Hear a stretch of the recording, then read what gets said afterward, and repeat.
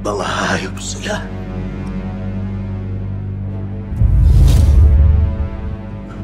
Mga hayop silang lahat.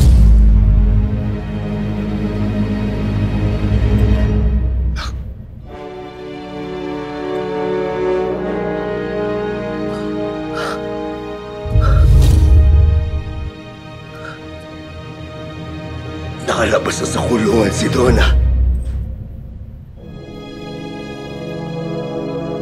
Sigurado akong hindi na tayo titigilan niya, Ma'am Karina. Alam ko. Kahit ako'y nanggigigil.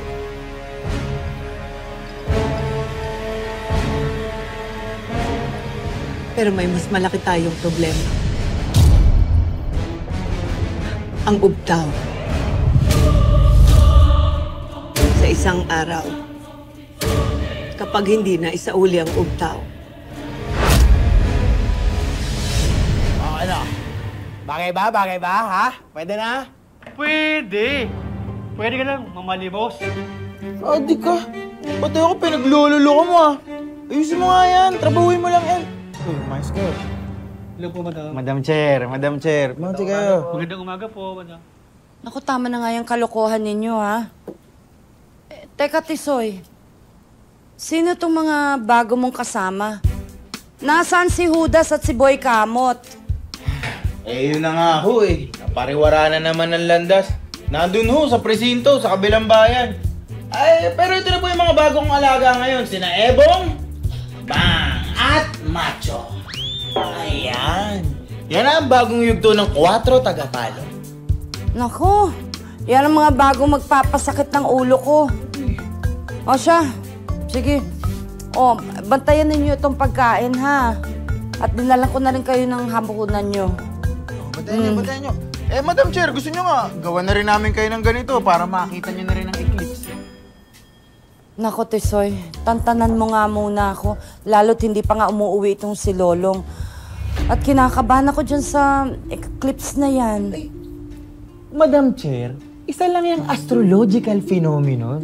Wala yung kinalaman dito sa mga nangyayari sa atin sa tumahan. Nangisipin yun. Wow, kuya! Talino mo pala, ha?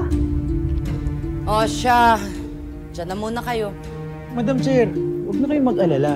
Bukas na bukas din, hahanapin namin si Lolong. Kaming bahala sa inyo. Ingat po kayo.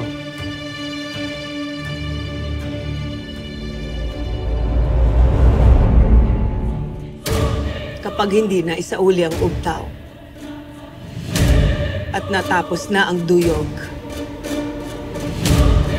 lahat ng pinagaling ng ubtaw mamamatay.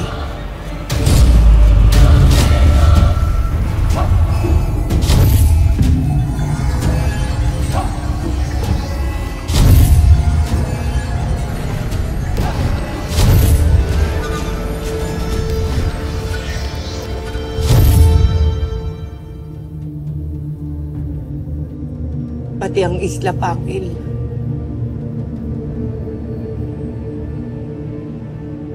Baka mawala na rin.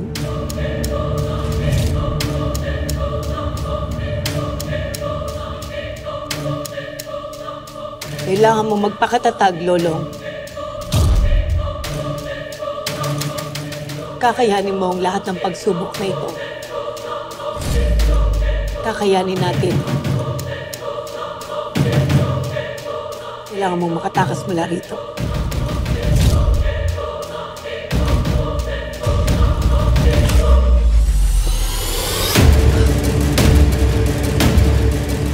Kayanin mo.